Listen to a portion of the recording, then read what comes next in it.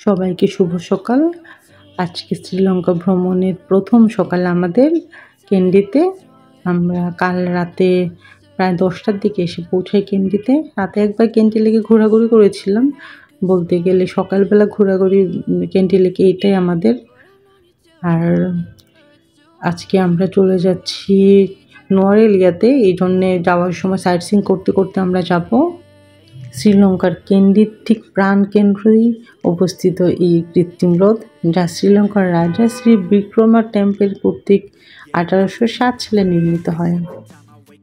এটি দুধের সাগর নামেও পরিচিত এবং এর পাশে শ্রী দালাদা মালিগায়া মন্দির অবস্থিত, যা একটি গুরুত্বপূর্ণ ধর্মীয় স্থান। এই রোডটি কিন্তু সংরক্ষিত এলাকা, এখানে পাবলিকলি একদমই মাছ ধরা নিষেধ। আমরা যেমন ডুবার মধ্যে পানি থাকলে যখন তখন মাছ ধরতে পারি, এইখানে কিন্তু মাছ ধরা একদমই নিষেধ। আর এই লেকটি শহরের একটি গুরুত্বপূর্ণ ল্যান্ডমার্ক এবং এটি বুদ্ধের দাঁত বা দাঁতের মন্দির এর পাশে অবস্থিত হয়। এটিকে ইউনেস্কো বিশ্ব ঐতিহ্য স্থান হিসেবে স্বীকৃতি দিয়েছে। আর আপনারা কেন্ডি লিখে সার্চ দিলেই এই লেক আর লেকের পাশ দিয়ে যে সাদা সাদা দেয়ালগুলো আছে এগুলো ছবি দেখতে পারবেন। তারপর আমরা যেটা দেখতে যাব সেটা হচ্ছে শ্রী মহাবোধি বিহার। আর শ্রী মহাবোধি বিহার হলো শ্রীলঙ্কার কেন্ডিতে অবস্থিত একটি থেরবাদ বৌদ্ধ মন্দির। এটি শহরের কেন্দ্রস্থল থেকে প্রায় 2 কিলোমিটার দূরে বহিরাকাণ্ডে অবস্থিত।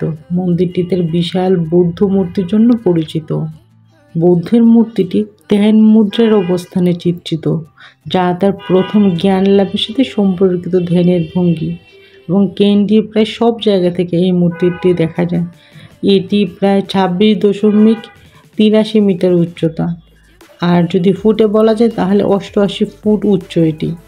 এটি শ্রীলঙ্কাতে যেসব উঁচু মূর্তি আছে তার মধ্যে একটি। আর এখানে পাশে দেখেছিলেন কিছুক্ষণ আগে একটা দোকান আছে, চমৎকার সুন্দর একটা দোকান, ছোট্ট কিউট দোকান। এই দোকানটাতে আপনি পূজার সামগ্রী কিনতে পারবেন এখান থেকে। আর কেউ যদি ক্লান্ত থাকে ডাব জুস ওগুলোও খেতে পারবে। তবে এইটার আশপাশে ভিউটা অনেক সুন্দর। আর একটা জায়গাতে এখানে হচ্ছে ঔষধি গুণ সম্পন্ন একটা জায়গাতে আয়ুর্গুণ, এটা আপনি আয়ুর্বেদিক ওষুধ বানায় এই জায়গাটাতে। এই জায়গাটা কেন্ডিতে অবস্থিত। তো ওখানে আসলে আমরা তো বুঝবো না কোথায় কি আছে, এই জন্যে এই মেয়েটা হচ্ছে আমাদের গাইড। এই গার্ডেনটা ঘুরে দেখাবে, বিশাল একটা গার্ডেন। এখানে একটা ফার্মেসিও আছে, চাইলে আপনি আপনার পছন্দ মতো মেডিসিনও কিনতে পারবেন। আর আশপাশ যেরকম নারকেলের 2 টুকরা করে নারকেল দিয়ে সাজানো আছে। যে আশপাশে যত এরকম টুকরো টুকরো দেখছেন এগুলো কোনো সিমেন্ট না, পাহাড়ের মধ্যে এরকম নারকেল গেঁথে খেতে এরকম রাস্তাঘাট তৈরি করা হয়েছে এখানে।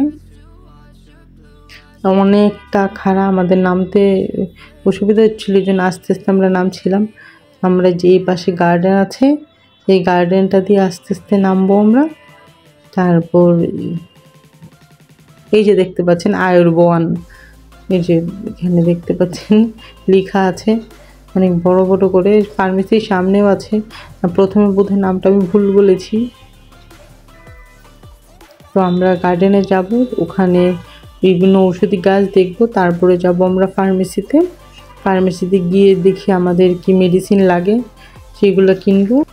এই ফার্মেসি থেকে মেডিসিন নিয়ে আমরা খুব সুন্দর একটা ভিউ পয়েন্টে যাব, সেটা আপনাদেরকে এখন দেখাবো।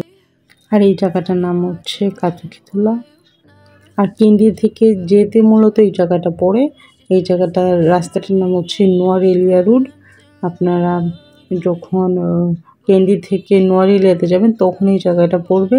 আর এখানে আরেকটা জায়গা আমরা এখন যাব, আর সেই জায়গাটা হচ্ছে গ্ল্যানলু tea factory and tea centre দেখাতে নিয়ে যাব আপনাদেরকে, যেখানে চা বানানো হয়।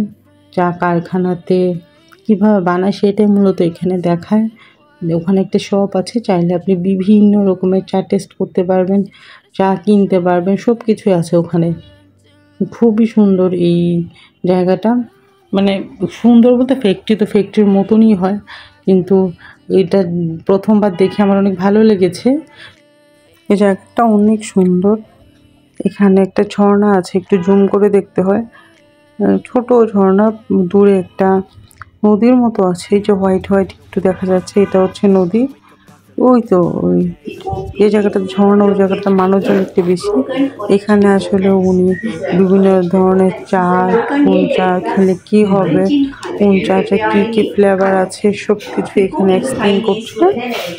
তো ভিডিওটা দেখুন। তো উনি আসলে শ্রীলঙ্কান ইংলিশ বলে ওনার ভাষাটা একটু বোঝা মুশকিল, তো দেখতে থাকুন।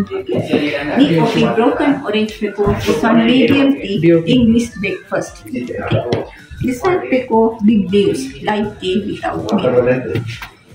Orange Peco, this one big leaves, light tea without milk. Strong tea, medium tea, diabetic light tea. This one very strong, that's number one. This one golden plus specialty, different taste, different color.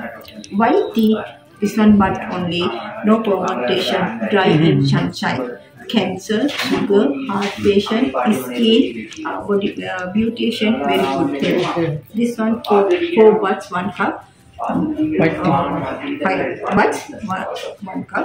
This one for the 2 minutes after again 4 times. Okay. This one Silver tea. White tea and orange Peco together. Green tea, herbal tea, no fermentation. This like history. This one body control, weight control, cancer, sugar. Green টিটা নিতে চাও, প্রাইসটা জিজ্ঞেস করতো। This one black tea with flavor, natural flavor. This one just me. ও smell different স্মেলে থাকে। Black টিটার price অনেক বেশি। This one black tea. Mango mango জেসমিনটা অনেক সুন্দর। This one Earl Grey. Earl Grey is one bergamot oil, lemon taste. হ্যাঁ, আমরা চলে আসি নোয়ারেলিয়াতে। নোয়ারেলিয়ার এই জায়গাটার নাম হচ্ছে নানুয়া। আর নোয়ারেলিয়াতে যে স্টেশনটা আছে, স্টেশনটার এই রাস্তাটার নিচেই হচ্ছে রেল স্টেশন। আর এখান থেকে আমাদের হোটেলটা খুব কাছেই। হোটেলের গলিটা ঠিক চিনতে পারছিলাম না, এই জন্য আমরা পায়ে হেঁটে একটু গলিটা দেখছি, দেখে তারপর আমরা আমাদের গাড়িটা নিয়ে আসবো, কারণ আমাদের গাড়িটা বেশ বড়, জন্যে আগে হোটেলটা একটু দেখে নিচ্ছি আমরা। আর এই হোটেলটার নাম হচ্ছে লোটাস লাক্সারি স্টে। আর এটার পার নাইট খরচ পড়বে 10,000 করে। আমরা 2টা রুম নিয়েছিলাম। এটা মূলত কন্টেনার হাউস, একদমই যে মেইন সিটি আছে ওখানের চাইতে এইটা একটু ভিতরে। মানে আমরা কালকে তো ট্রেন জার্নি করব, নোয়ারেলিয়া থেকে আমরা যাব এল্লাতে, এই জন্যে আমরা এখানে চলে এসেছি যেন আমরা খুব ইজিলি ট্রেন জার্নিটা করতে পারি।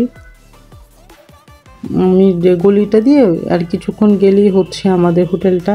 মানে এই এলাকাটা একটু পাহাড়ের উপরে, তো একটু মানে শহর না, একটু পাহাড়ি টাইপের। এখান দিয়ে 2-3 মিনিট গেলেই হচ্ছে আমাদের হোটেল। কিন্তু অলরেডি বৃষ্টি শুরু হয়ে গিয়েছে। আমাদের কাছে এলাকাটা কেমন যেন খুবই একটা নির্জন এলাকা লাগছিল, এই জন্য ভাবলাম আগে একবার দেখে নিই, তারপরে হোটেলটাতে উঠি। এইটা হচ্ছে যে কন্টেনার হাউসটা, একদমই অন্ধকার, কিন্তু কন্টেনার হাউসের গেটটা বন্ধ ছিল, এই জন্যে পাশে দেখলাম কেউ আছে কিনা। আসলে এটা কন্টেনার হাউসের গ্যারেজ। রাতের বেলা খুব বিদঘুটে লাগছে, প্রচণ্ড বৃষ্টি, এই জন্য। কিন্তু এলাকাটা অনেক সুন্দর। এখানে দিনের বেলা ভিডিও আছে আমার চ্যানেলে, চাইলে আপনারা দেখে নিতে পারেন। আমরা গেটটা খুঁজে পাচ্ছিলাম না, এখানে একটু মানুষজন কম আসে, তো ওই জন্য একটু অন্ধকার টাইপের। এটা হচ্ছে মেইন গেট, এটা মেইন গেট কন্টেনার হাউসে, কিন্তু গেটটা বন্ধ আছে, এই জন্য আমরা বুঝতে পারছিলাম না কোন দিকে যাবো, এই জন্য